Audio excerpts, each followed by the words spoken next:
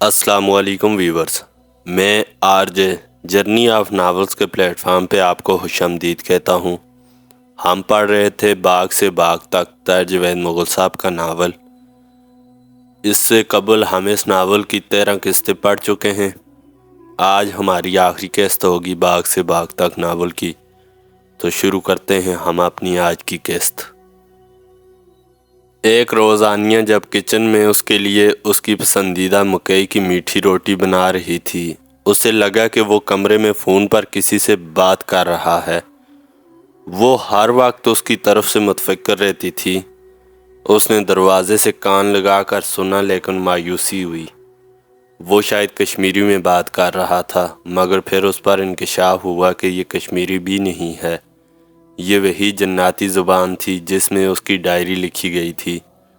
اس روز ناشتے کے بعد دونوں میں دیر تک بحث ہوئی اور آنیہ نے کسی نہ کسی طرح اس سے عارضی طور پر وہ کولٹ پسٹل لے لیا جو اسے ہر وقت اضطراب میں مبتلا رکھتا تھا۔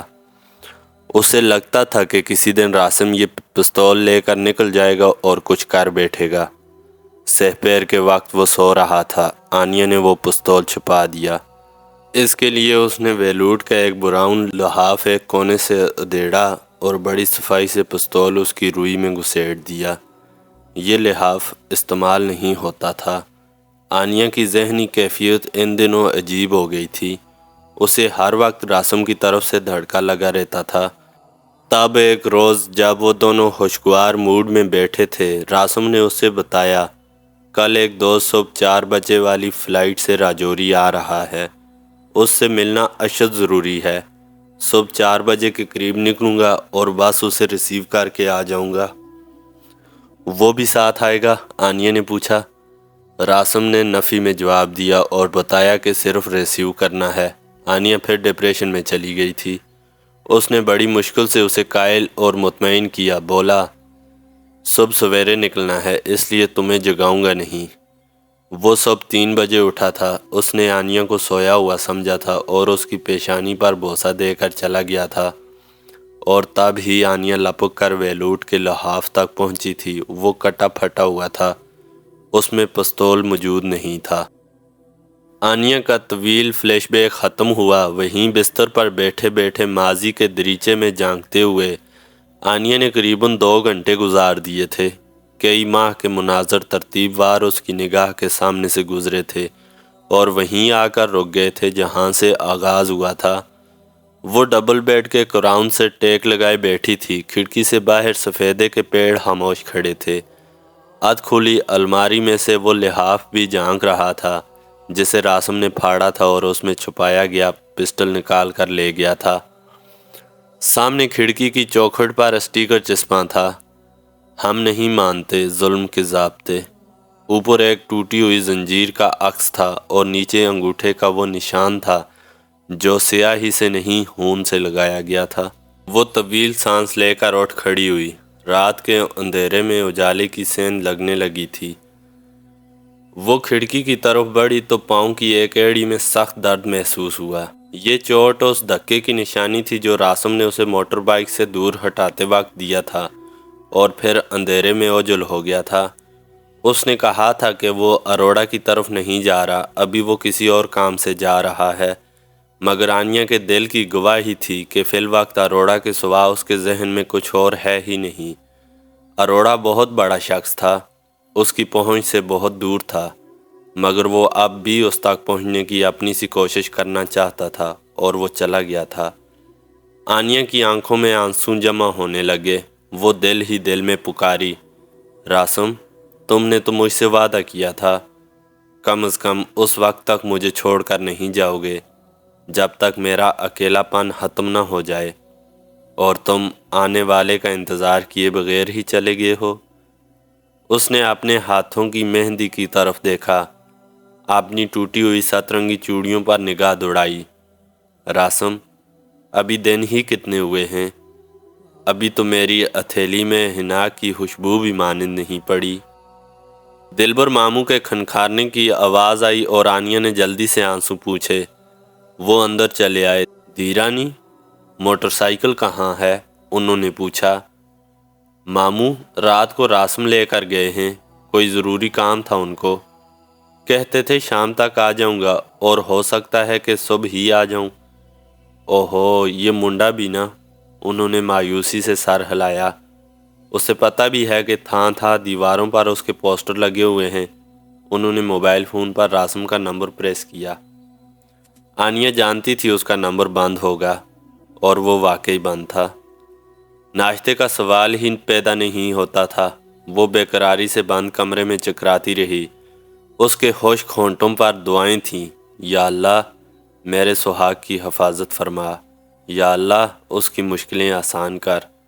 اسے کچھ پتہ نہیں تھا وہ کہاں گیا ہے، کیا کرنا چاہ رہا ہے۔ اس نے صبح واپس آ جانے کا کہا تھا، اب 10 بجنے والے تھے، اس کی کوئی خبر نہیں تھی۔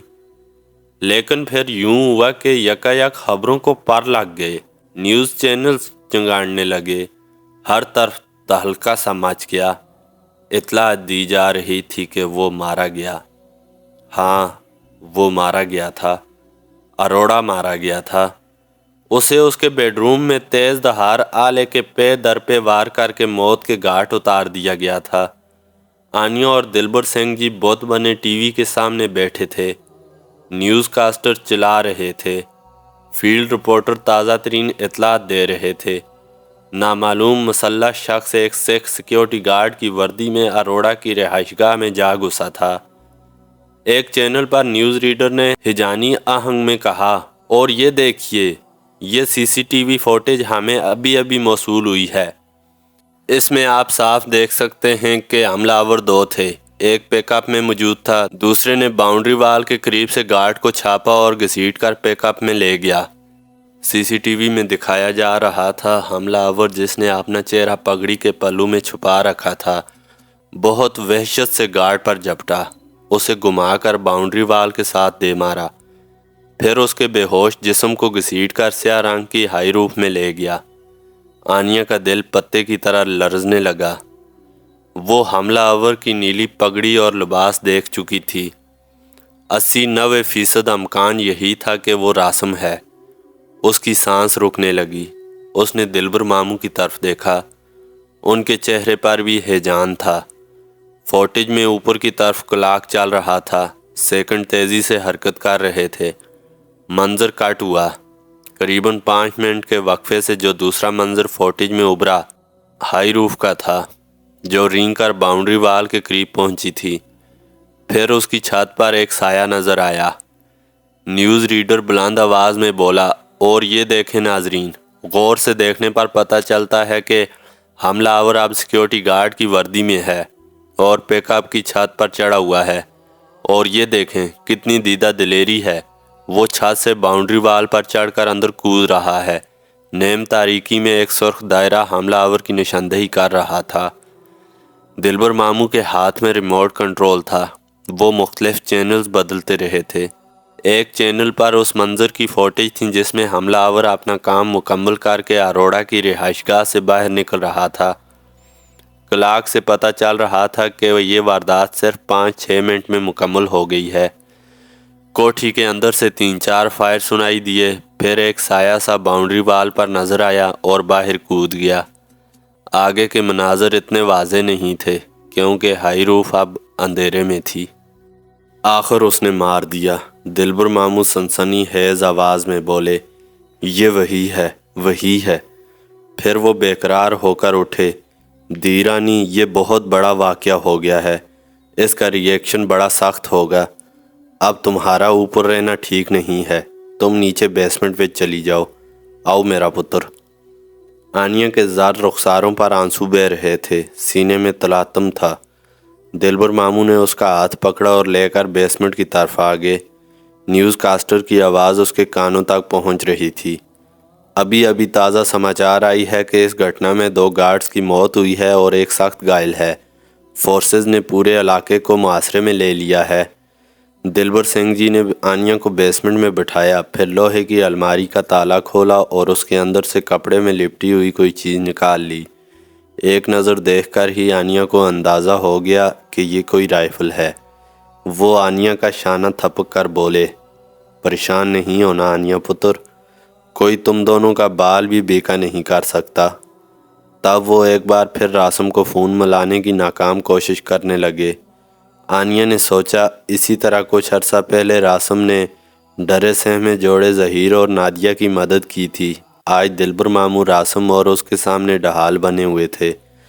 دلبر ماموں نے جہاں سے آٹومیٹک رائفل نکالی تھی وہاں ایک ٹیلی اسکوپ بھی پڑی ہوئی تھی۔ آنیہ اسے الٹ پلٹ کر دیکھتی رہی، پھر اسے دوبارہ الماری میں رکھ دیا۔ دلبر ماموں جا چکے تھے۔ اس نے وہاں موجود چھوٹا ٹی وی آن کر لیا۔ اب ریویوز بھی آ رہے تھے۔ ایک تبصرہ نگار کہہ رہا تھا، بالکل آپ ٹھیک کہہ رہے ہیں، عین ممکن ہے کہ اس گمبھیر گھٹنا میں راسم اور فراسو کا رول ہو۔ ہمارے اداروں کی ناکامی ہے کہ وہ ابھی تک مفرور ہے۔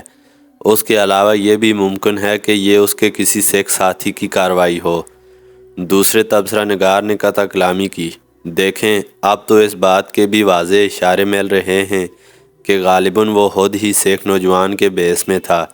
ایک عینی شاہد کے مطابق حملہ آور نے وہاں جو نعرے لگائے ہیں ان سے بھی یہی ثابت ہوتا ہے کہ وہ مسلمان ہے اور اس نے اپنی شناخت چھپانے کی کوشش بھی نہیں کی۔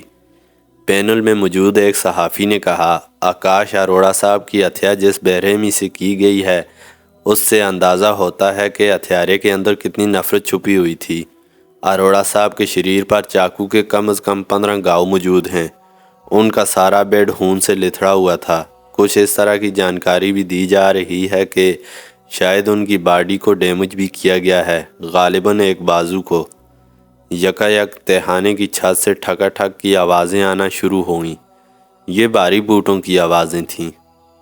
تب فوجیوں کے بولنے اور دلبر ماموں کے گرجنے برسنے کی صدائیں آئیں۔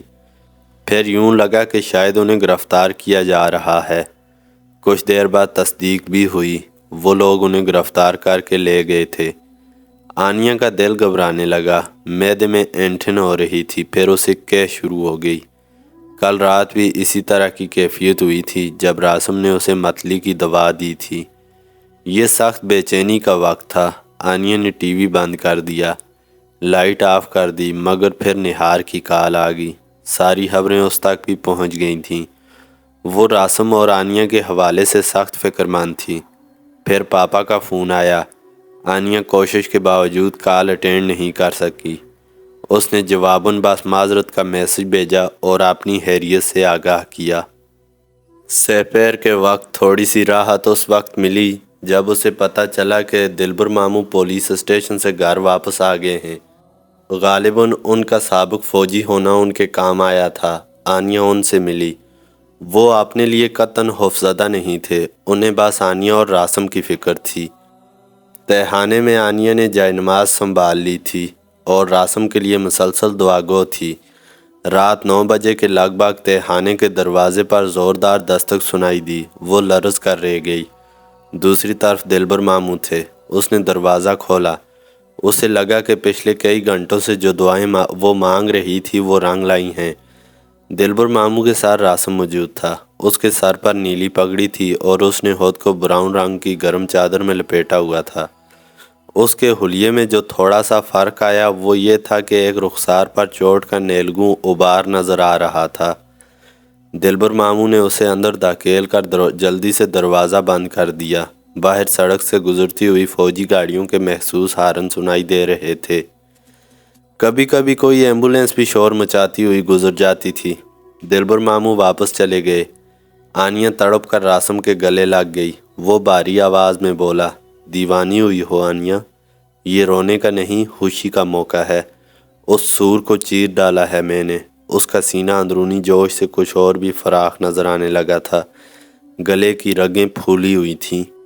اس نے راسم سے الگ ہو کر اسے دیکھا۔ اسے راسم کی آنکھوں میں شعلے نظر آئے۔ وہ جیسے خاموشی کی زبان میں کہہ رہا تھا، دیکھا نا، گرا دیا نا سومناتھ کو۔ اس کی سیاہ جیکٹ کی اندرونی جیب کافی پھولی ہوئی تھی۔ آنیہ نے ٹٹولا، کوئی نرم سی چیز تھی، یہ کیا ہے؟ راسم نے ذرا تذبذب کے بعد سبز رنگ کا ایک شاپر نکالا۔ اس میں کچھ تھا۔ وہ ہیجانی کیفیت میں بولا، دل چاہتا تھا کہ تمہیں یہ دکھاؤں مگر شاید تم ڈر جاؤ گی۔ مگر ہے کیا؟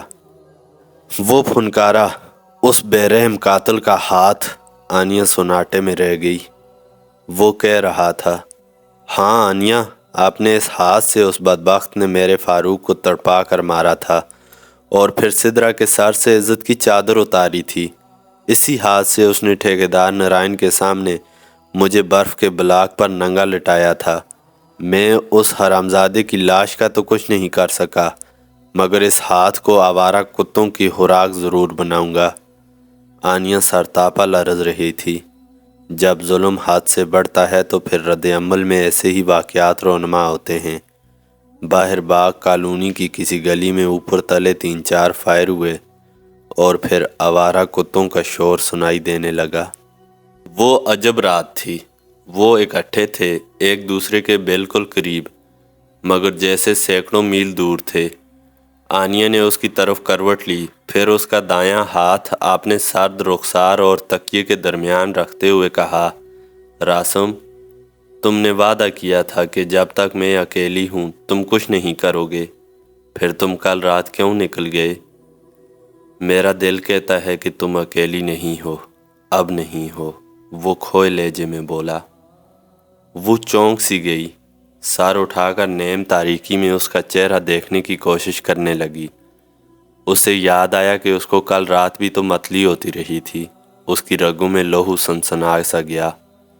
وہ مسکراتے لہجے میں گویا ہوا، ہاں انیا، یہ تمہاری طبیعت کی خرابی بھی ہو سکتی ہے، مگر میرا دل، میرا وجدان کہتا ہے کہ ایسا نہیں ہے۔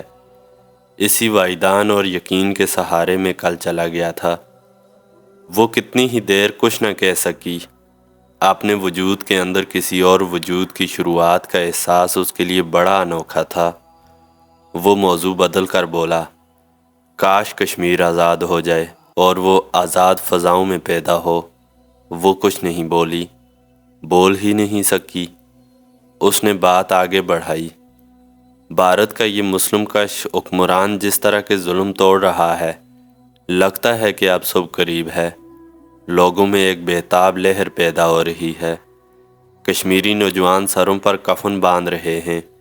راجا نے کل ایک عجیب شعر سنایا جو دل پر نقش ہو گیا ہے، ہم نے اندھی رات میں توڑا فصیل خوف کو، صبح کی پہلی کرن تک یہ حوالہ جائے گا۔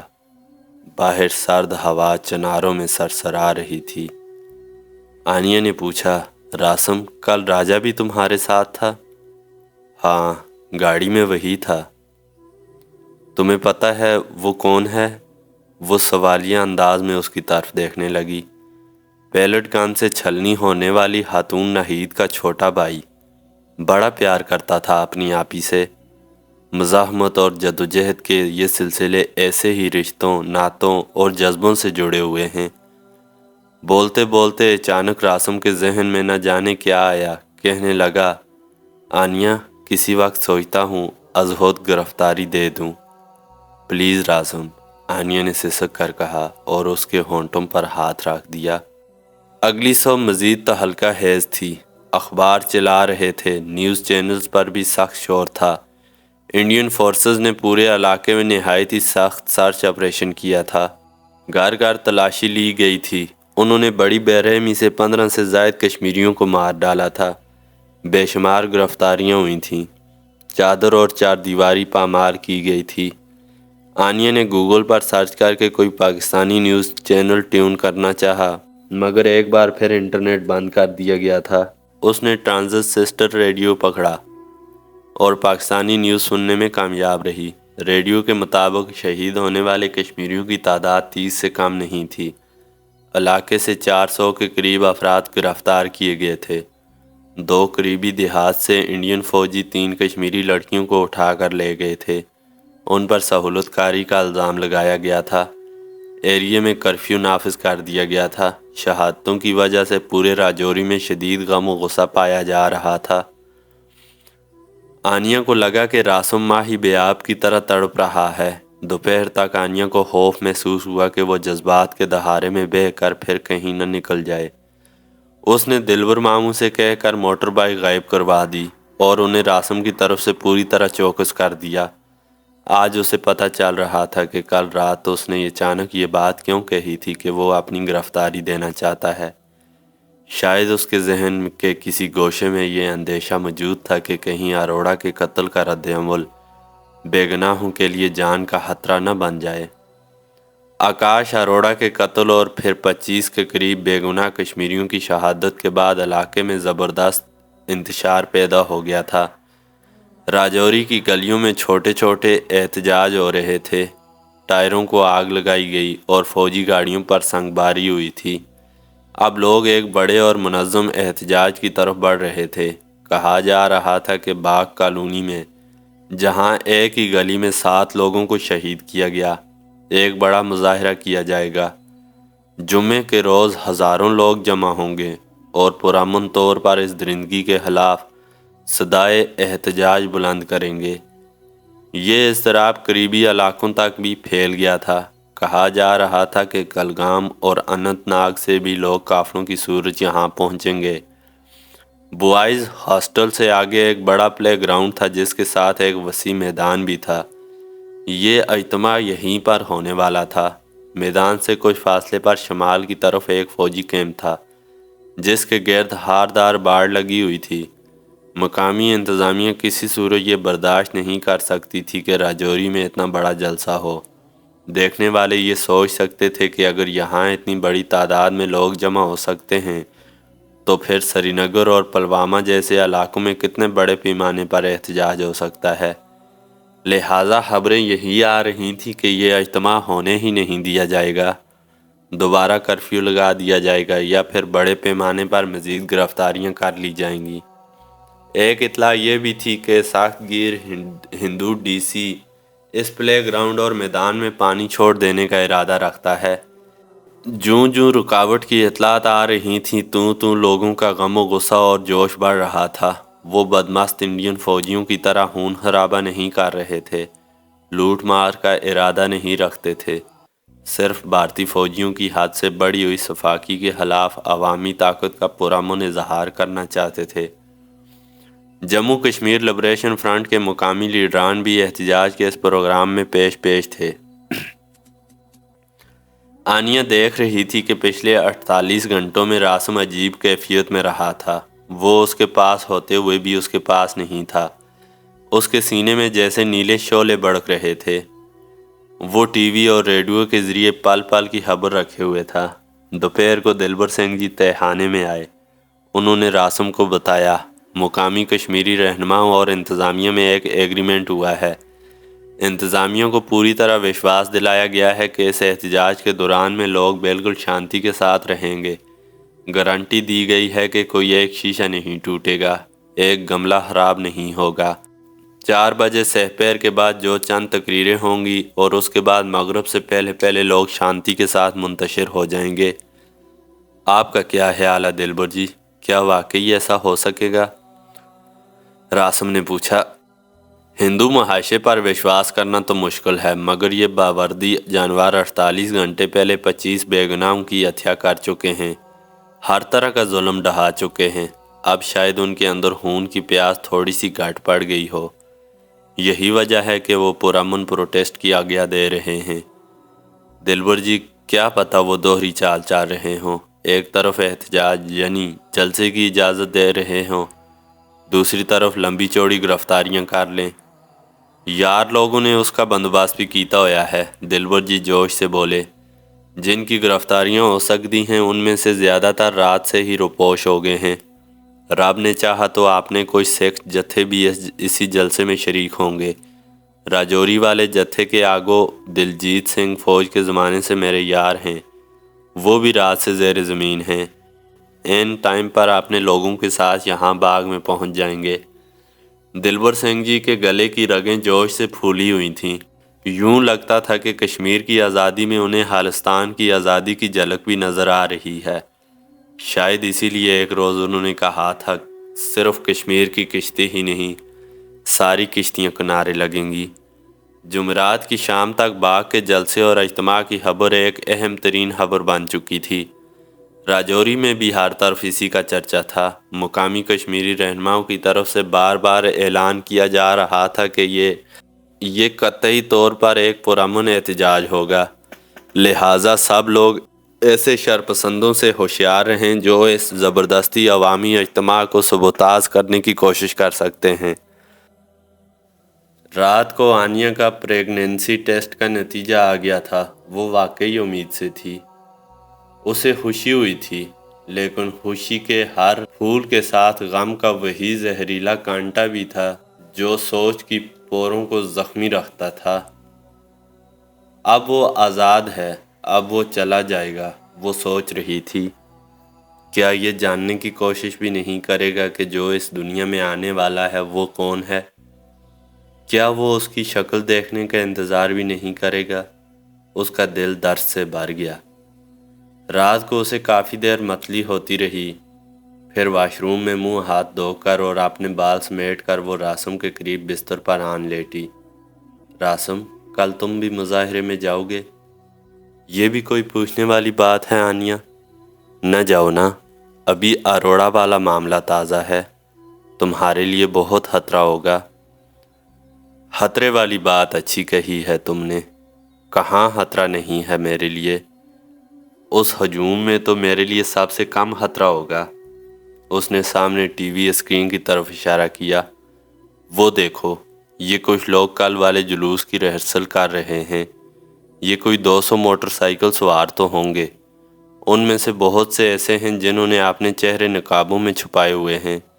وہاں ہزاروں میں کسی کو کون پہچان سکتا ہے؟ اور پھر اب تو یہ بات طے ہو چکی ہے کہ یہ ایک مکمل پرامن مظاہرہ ہوگا۔ زیادہ سے زیادہ جلسہ گاہ کے باہر چند ٹائر جلائے جائیں گے یا 2-4 پتلے نظر آتش ہو جائیں گے۔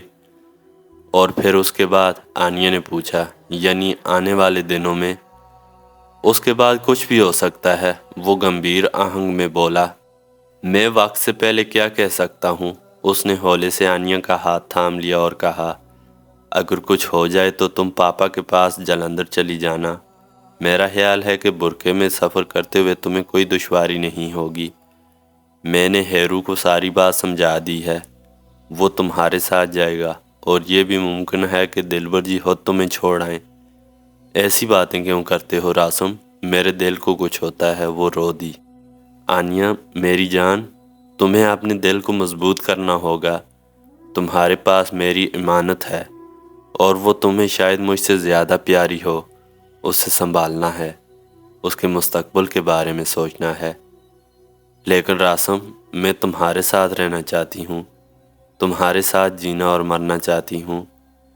اس نے پیار سے آنیہ کا رخسار سہلایا۔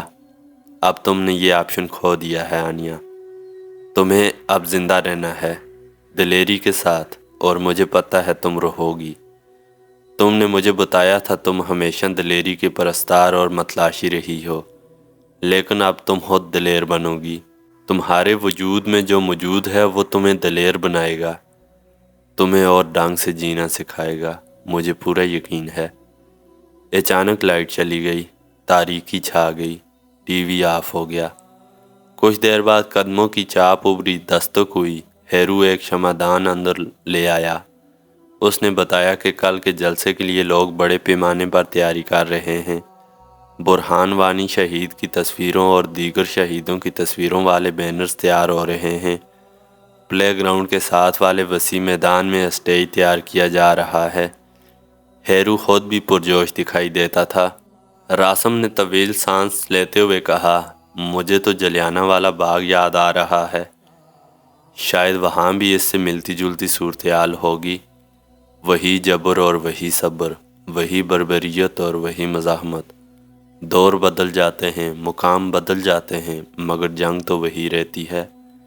آنیہ نے کن آنکھیوں سے راسم کا چہرہ دیکھا۔ وہ جانتی تھی یہ کون بول رہا ہے۔ یہ جلیانہ والا کے اسد اللہ حیدر کا خون بول رہا تھا۔ اسے ایسے ہی بولنا چاہیے تھا۔ ایک بار پھر اس کی سوچوں کی پوروں کو غم کا نکیلا کانٹا لہو لہان کرنے لگا۔ اس نے لیٹے لیٹے راسم کے مضبوط شانے سے ماتھا ٹیکا اور برائی آواز میں بولی، راسم، جس راہ پر چل پڑے ہو اس سے کوئی واپسی بھی ہے یا نہیں؟ وہ گمسم سا ہو گیا۔ چند لمحے کے لیے آنیہ کو یوں لگا جیسے وہ کوئی جواب ہی نہیں دے گا۔ پھر وہ بولا، جب تک سانس تب تک آس۔ نا امیدی تو کفر کہلاتی ہے۔ ہم نے آزاد ہونا ہے۔ مجھے پہیلیاں نہ بھجواؤ راسم، مجھے صاف صاف بتاؤ پلیز۔ تمہیں تو پتہ ہوگا جو راہ اختیار کر لی ہے اس میں واپسی کا امکان کیا ہے۔ وہ عجیب انداز میں مسکرایا۔ زندگی موت کی ریشو جاننا چاہتی ہو؟ پھر وہ اٹھا۔ شمعدان میں 6 شمعیں روشن تھیں، اس نے ایک ایک کر کے ساری بجھا دیں۔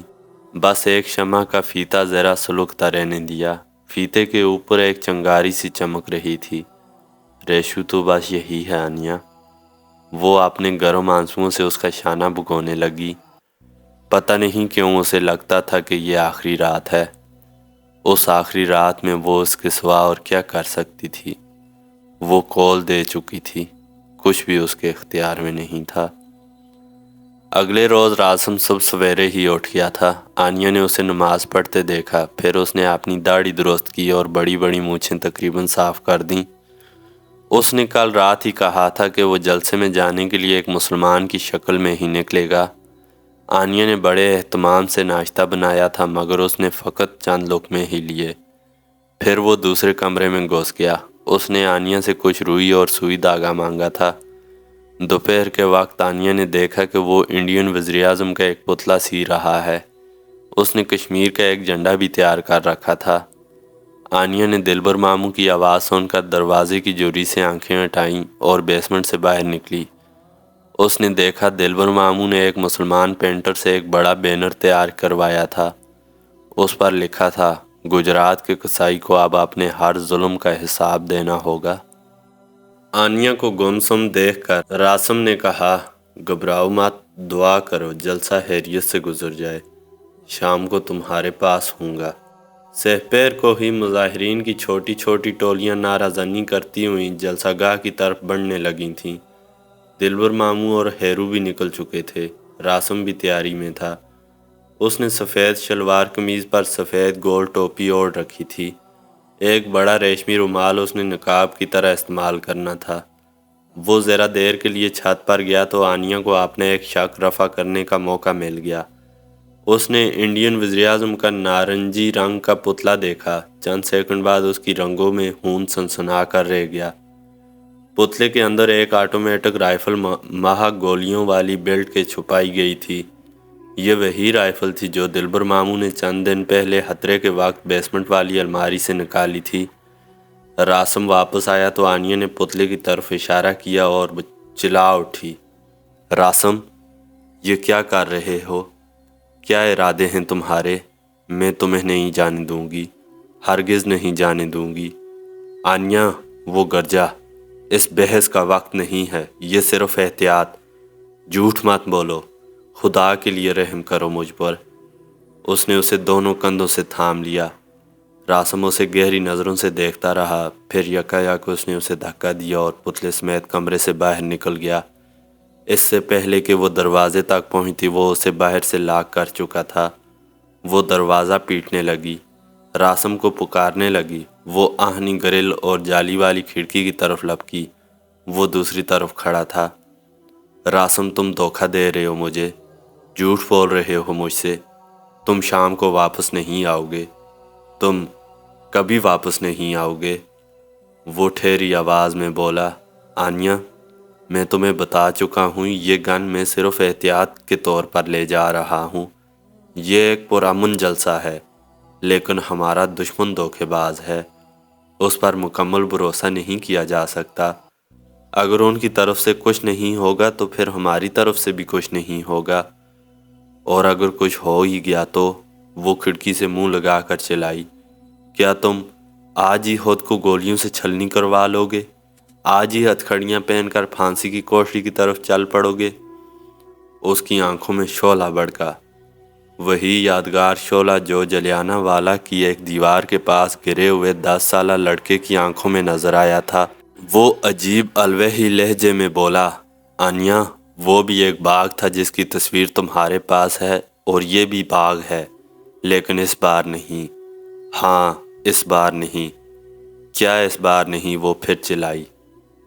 اگر اس طرح کی کہانی یہاں بھی دہرائی گئی تو میں یہ ہونے نہیں دوں گا۔ تم دیکھ لینا، मैं ये होने नहीं दूंगा। वो बिलक उठी। रासम, तुम गोलियां चलाओगे, खून बहाओगे? गोलियां तो चल रही हैं, खून तो कश्मीरियों का बह रहा है। अब उसे रोकना है, किसी भी तरह रोकना है। उसने अलवदई नज़रों से देखा और तेज़ी के साथ खिड़की के सामने से ओझल हो गया। ये बहुत बड़ा जलसा था, हज़ारों लोग थे, उनमें ख़वातीन और बच्चों की तादाद भी थी। यकीनन सब के सीने सुलग रहे होंगे, मगर आपने कायदीन की हदायत के मुताबिक वो सब पुरअमन थे। हाँ, उनके कुतबों और बैनर से उनके अंदरूनी गम व गुस्से का इजहार ज़रूर होता था।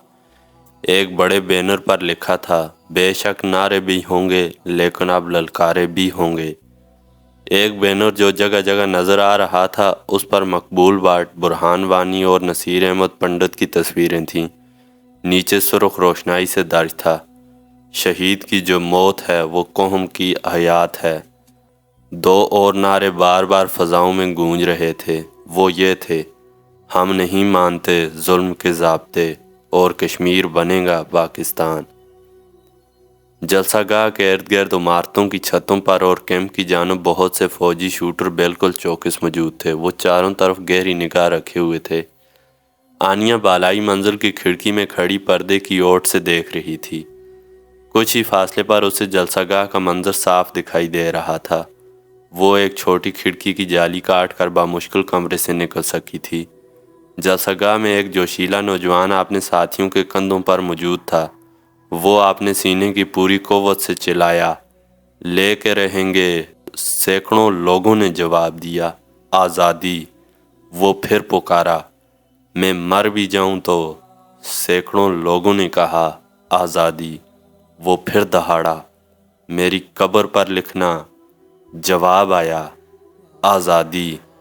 ज़रा ज़ोर से बोलो, आज़ादी।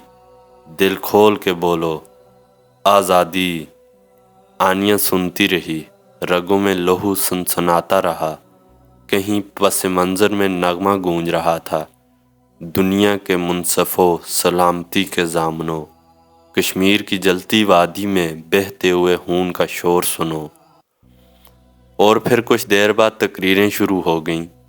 लोग बड़े नज़्म व ज़ब्त से सुनते रहे। कहीं कोई योर्श नहीं थी, कोई अथल पथल नहीं थी।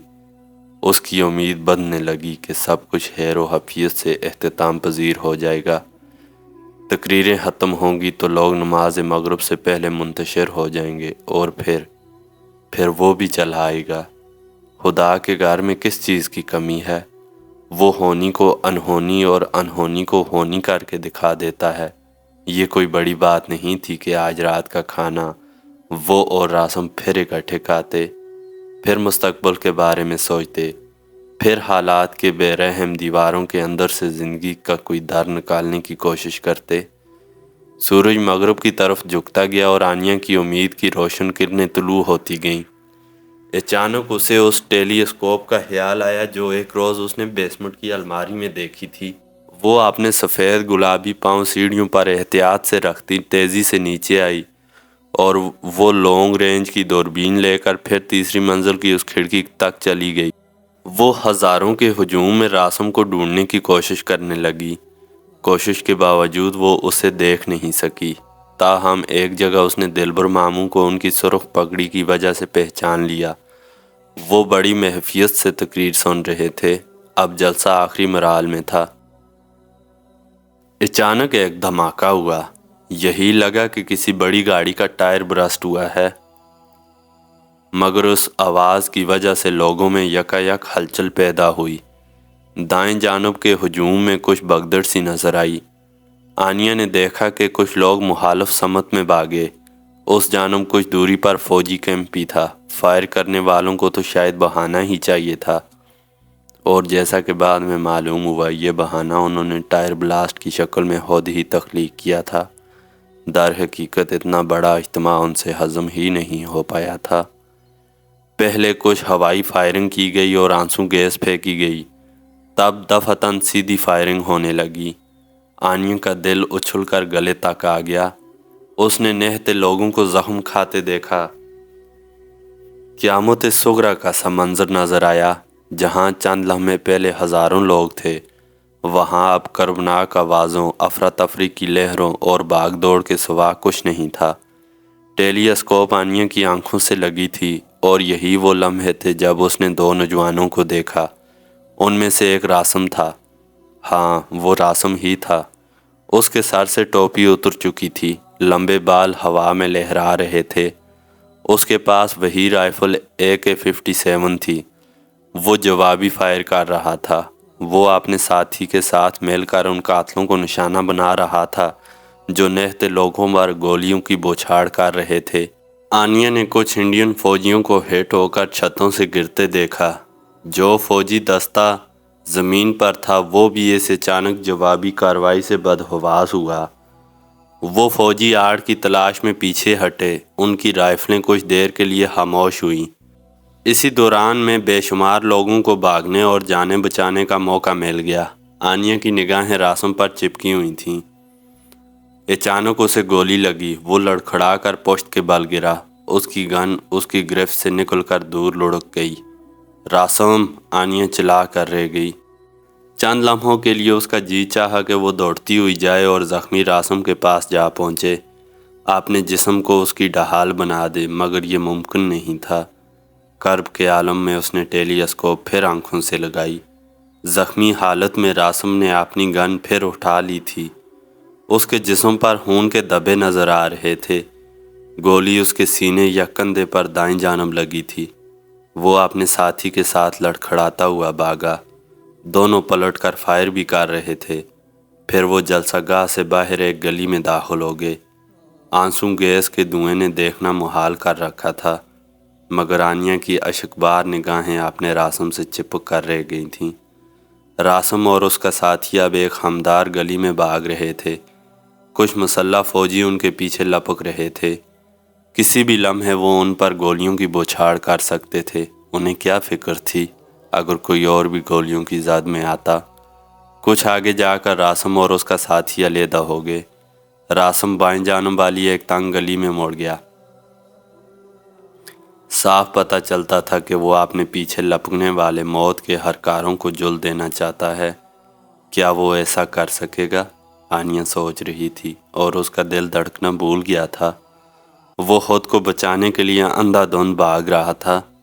کسی وقت 2-3 سیکنڈ کے لیے آنیا کی نظروں سے اوجھل بھی ہو جاتا تھا، پھر نظر آنے لگتا تھا۔ پھر وہ آنیا کو بہت فاصلے پر نظر آیا۔ وہ اب بھی بھاگ رہا تھا، لیکن اب اس کے تعاقب میں کوئی نہیں تھا۔ گن اس کے ہاتھ میں تھی۔ اس کے لمبے بال ہوا میں لہرا رہے تھے۔ اس کے سامنے گھنے درخت تھے، اور پھر پہاڑیوں کا طویل سلسلہ تھا۔ یکا یک آنیا نے دیکھا، ایک جانب سے 2 موٹر سائیکل سوار نمودار ہوئے۔ راسم جھپٹ کر ایک سوار کے عقب میں بیٹھ گیا۔ آنیا نے کانپتے ہاتھوں سے ٹیلی اسکوپ کا فوکس درست کیا۔ اس نے دیکھا یہ موٹر سائیکل سوار راجہ تھا۔ دوسرا موٹر سائیکل سوار ہیرو کا داماد امیر حمزہ تھا۔ اس کے ماتھے پر اللہ اکبر کے الفاظ والا ہیڈ بینڈ نظر آ رہا تھا۔ وہ تھوڑا آگے گئے تو ایک موٹر بائیک مزید ان میں شامل ہو گئی۔ اس پر بھی 2 کشمیری نوجوان سوار تھے۔ انہوں نے چہروں پر رومال باندھ رکھے تھے۔ ان میں سے ایک کے کندھے پر کوئی لمبوتری چیز جھول رہی تھی۔ ہاں، وہ راکٹ لانچر تھا۔ ایسا ہی راکٹ لانچر دوسرے سوار کے کندھے پر بھی تھا۔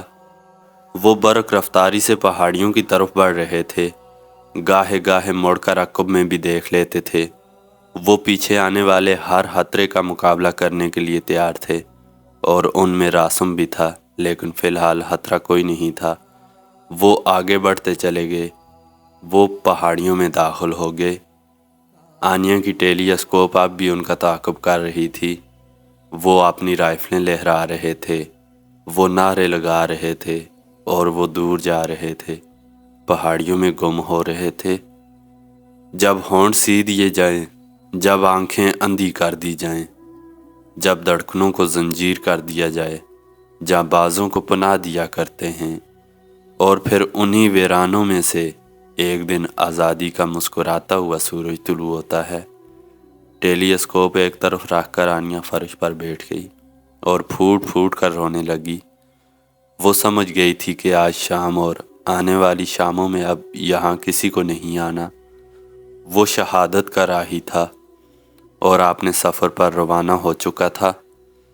انڈین فورسز کی طرف سے اسٹیج کیے جانے والے اس سنگین ہنگامے میں 5 کشمیریوں کی جان گئی اور کچھ زخمی ہوئے۔ یہ قیمتی جانوں کا نقصان تو بے شک تھا، مگر جتنا اندیشہ کیا جا رہا تھا اتنا نہیں تھا، اور اس کی وجہ یہی تھی کہ عین موقع پر بھارتی فوجیوں کو اپنی پڑ گئی تھی۔ کہا جا رہا تھا کہ بھارتی فوجیوں نے اپنی 4 لاشیں اٹھائی ہیں اور کئی زخمی بھی ہوئے ہیں۔ جلسے کے شرکاء میں سے جو لوگ زخمی ہوئے تھے ان میں سے ایک دلبر سنگھ جی بھی تھے۔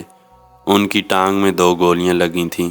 بھارتی فوجی انہیں مارتے اور گھسیٹتے ہوئے ایک قیدی گاڑی میں ڈال کر لے گئے تھے۔ دلبر جی آخر تک ست سری اکال کے پرجوش نعرے لگاتے رہے تھے۔ شام کے بعد آنیا کو راسم کا لکھا ہوا ہاتھ ملا۔ یہ چھوٹا سا ہاتھ وہ بیڈ کے سرہانے کے نیچے رکھ گیا تھا۔ 2 ماہ گزر چکے تھے۔ آنیا اپنے شہر جلندھر واپس آ چکی تھی۔ پاپا ہر وقت اس کی دلجوئی میں لگے رہتے تھے۔ ماما بہت کم بات کرتی تھیں۔ آنیا اپنے کمرے میں بیٹھی تھی اور کہ نہار کی کال آئی۔ آنیا اسی کال کا انتظار کر رہی تھی۔ کل آنیا نے الٹرا ساؤنڈ اور بلڈ ٹیسٹ کرایا تھا۔ نہار نے کہا، آنیا جانی، رپورٹ آ گئی ہے، مبارک ہو، رب نے چاہا تو بیٹا پیدا ہوگا۔ آنیا کے جسم میں سنسناہٹ جاگی، دل عجیب گداز سے بھر گیا۔ وہ اٹھی اور آہستہ آہستہ چلتی الماری تک پہنچی۔ ایک مقفل دراز کھول کر اس نے ایک طے شدہ کاغذ نکالا۔ یہ وہی خط تھا جو راسم نے جاتے ہوئے لکھا تھا۔ وہ اسے 20 مرتبہ پڑھ چکی تھی۔ ایک بار پھر پڑھنے لگی۔ آنیا، کشمیر کی غلامی کے دن گنے جا چکے ہیں۔ آزادی کی صبح ضرور طلوع ہوگی۔ بہت جلد ایک ایسا سورج نکلے گا جو سہانے موسموں کی نوید دے گا۔ اس صبح مجھے بھی یاد کرنا، بھول نہ جانا۔ ارے تم تو پھر آنکھوں میں موتی لے آئی ہو۔ اچھا چلو دوسری بات کرتے ہیں۔ اس دن وہ 6 شمعیں بجھ گئی تھیں، لیکن ایک شمع کے سرے پر ایک چنگاری تو موجود تھی نا۔ چلو اتنی ہی امید سہی۔ جب آزادی کی صبح طلوع ہوئی اور میں تب تک زندہ بھی ہوا تو تمہارے پاس لوٹ آؤں گا۔ ہاں آنیا، بس یہ 2 ہی شرطیں ہیں، آزادی کی صبح اور میری زندگی۔ اور اگر نہ آ سکا تو تم پوری طرح آزاد ہو۔ ایسی صورت میں بس ایک ہی درخواست ہے، میرے بچے کو میرا نام اور میرا کام بھولنے نہ دینا۔ اللہ حافظ۔ آنیا نے آنکھیں پونچھیں، ہاتھ کو تہہ کر کے پھر سے بڑی احتیاط کے ساتھ دراز میں رکھا۔ کھڑکی میں آن کھڑی ہوئی۔ سردی کی یخ بستہ رات دھیرے دھیرے در و بام پر اتر رہی تھی۔ یہ گرم بستروں میں جانے کا وقت تھا۔ اس نے کھوئی کھوئی نظروں سے دور شمال کی طرف دیکھا۔ اس کی نگاہ تصور کے سامنے کشمیر کی وادی آئی۔ اونچے اونچے برف پوش پہاڑوں کے درمیان کچھ گونجتی ہوئی آوازیں اس نے سنی، بارود کی آوازیں، لہو کے بہنے کی آوازیں اور للکارنے کی آوازیں، اور پھر کچھ مناظر اس کے تصور میں ابھرے۔ کچھ سربکف مجاہد اپنے ہدف پر عقابوں کی طرح جھپٹ رہے تھے، پلٹ رہے تھے، پھر جھپٹ رہے تھے۔ وہ لہو لہو تھے اور پکار رہے تھے، لے کے رہیں گے آزادی، لے کے رہیں گے آزادی۔ جی تو دوستو، ہماری آج کی قسط یہاں پہ مکمل ہوتی ہے۔ باغ سے باغ تک ناول کی یہ آخری قسط تھی۔ آج طاہر جاوید مغل صاحب کا ایک اور شاہکار ناول ہمارے پلیٹ فارم پہ مکمل ہو چکا ہے۔ کیا ہی کمال کا ناول ہے۔ کئی مقامات پر آنکھیں بھر آئیں، دل بوجھل ہو گیا، آواز بھر آ جاتی تھی، بڑی مشکل سے پڑھا جا رہا تھا۔ بہرحال مکمل کیا یہ ناول اور بہت مزہ آیا، اور یقیناً آپ کو بھی مزہ آئے گا سننے میں، پڑھنے میں۔ کمنٹ باکس میں اپنی رائے کا اظہار ضرور کیجیے۔ ہمارے یوٹیوب چینل پہ طاہر جاوید مغل صاحب کے 2 ناول مکمل ہو چکے ہیں۔ ایک یہ باغ سے باغ تک ہو گیا، ایک فیصلہ ناول ہو گیا جو ہم نے قسط وار پڑھے ہیں۔ اپنے چینل پہ ہم مزید آگے بھی ناول پڑھیں گے۔ آپ کمنٹ باکس میں اپنی رائے کا اظہار کیجیے کون سا ناول شروع کیا جائے۔ اس کے علاوہ کہانی کے متعلق بتائیے، چینل کے متعلق اپنے خیالات شیئر کیجیے، چینل کو سبسکرائب کیجیے، ویڈیو کو شیئر کیجیے اپنے دوستوں کے ساتھ، اور اپنی محبتیں ہمارے ساتھ بنائے رکھیں۔ بہت شکریہ، سلامت رہیں۔ ملتے ہیں پھر کسی ناول میں، تب تک کے لیے مجھے دیجیے اجازت۔ اللہ حافظ۔